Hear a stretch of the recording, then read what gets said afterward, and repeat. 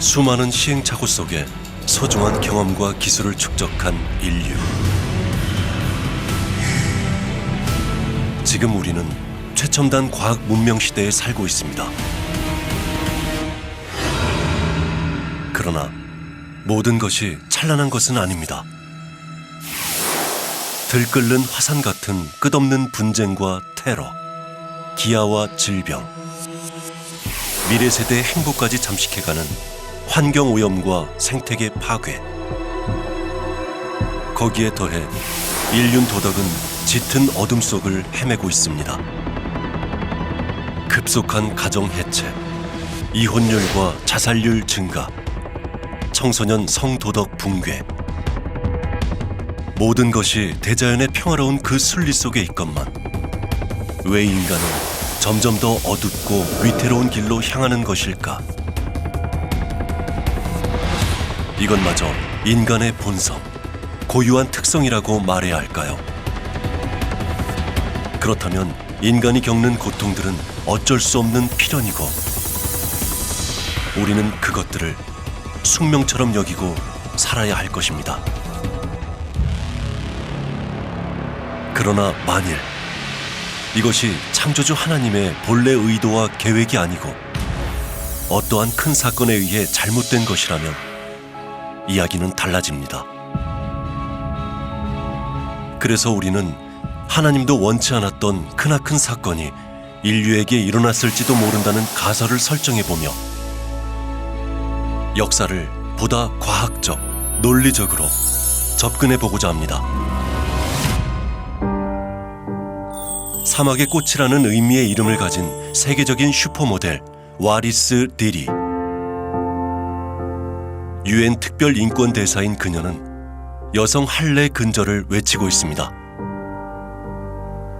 전통, 관습이라는 미명하에 수천 년 동안 이어져 온 잔인한 이 악습은 아프리카계 여성들이 있는 곳이라면 세계 어디서든 자행되고 있습니다. 지금까지 수억 명이 피해를 당했고 소말리아는 98%가 그 피해자입니다. 유엔과 수많은 인권단체의 노력에도 불구하고 이것이 멈춰지지 않는 것은 할례받지 않은 여성은 그 사회에서 불결하고 방탕한 여자로 취급받기 때문입니다. 한편 기원전 시대의 인물인 아브라함을 그들의 조상으로 삼는 유대인과 무슬림 사회에서는 전통적으로 남성 할례를 실시해왔습니다.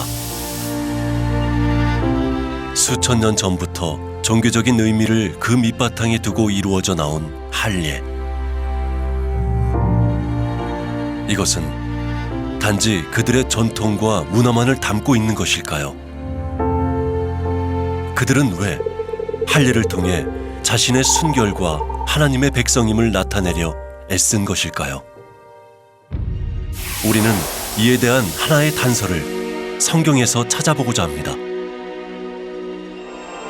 성경 창세기에는 인간의 타락, 즉 인간이 죄를 짓게 된 그 이유를 알리는 한 대목이 나옵니다. 하나님이 창조한 인류의 첫 여성 해와에게 뱀이 나타나 탐스러운 과실, 선악과를 따먹도록 하면서 그것을 먹으면 하나님처럼 눈이 밝아진다고 유혹합니다. 뱀의 유혹에 넘어간 여자는 그것을 먹고 눈이 밝아졌고 다시 자신의 상대 남자인 아담에게도 그 선악과를 먹게 함으로써 남자 역시 그것을 먹고 타락하게 됩니다. 하나님은 진노하면서 인류 최초의 남녀인 그들을 자신이 축복한 평화로운 땅 에덴에서 쫓아내게 됩니다. 이것이 바로 인류 최초의 범죄이고 악이 면면이 이어져온 그 원인과 과정입니다. 성경을 문자 그대로 믿는 일부 종교에서는 뱀을 죄악의 근원이라며 그것을 증오하고 심지어 처단하는 데 앞장서는가 하면 어떤 종교들은 사과나 복숭아 등을 선악과로 지목하며 그 과일을 엄격히 금하고 있습니다. 이에 과학적인 이해와 해명을 요청하는 사람들은 과일을 먹은 사건이 어떻게 죄가 되며 그것이 어떻게 후대 인류 전체에까지 영향을 미치게 되었는지 신뢰하지 못합니다. 그러면서 그것은 단지 하나님의 말씀을 믿고 따라야 할 인간의 신앙에 경정을 올리고자 하는 상징적 메시지일 뿐이라고 말합니다. 여러분은 어떻게 생각하시나요? 인간은 정말 뱀의 유혹으로 타락했던 것일까요? 이기적인 탐욕과 갈등의 역사를 있게 한 그 원인이 선악과라는 과일에 있었다는 것은 사실인 것일까요? 아니면 하나의 상징으로서 단지 인간의 신앙에 경종을 울리고자 하는 의미만을 담은 것일까요? 그런데 우리가 여기서 또 하나 짚고 넘어가야 할 문제는 선악과라는 이 열매를 따먹은 직후 인류 최초의 남녀는 무화과 잎으로 자신들의 하체를 가렸다고 성경은 말하고 있습니다. 선악과라는 열매를 먹은 것이 타락이라는 죄와 연결됐다고 했는데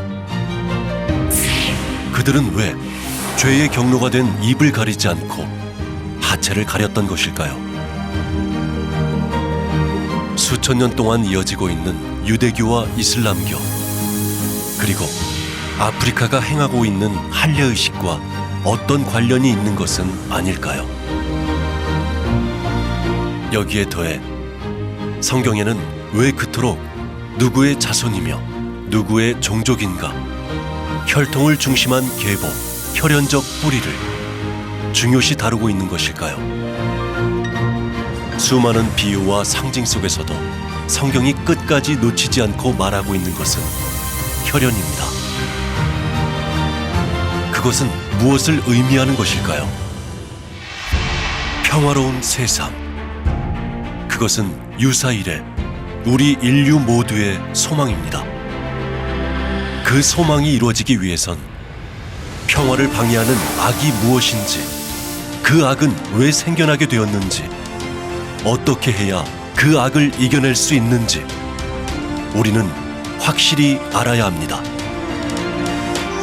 그럼 지금부터 통일 원리 타락론에서 그 문제를 밝혀나가도록 하겠습니다.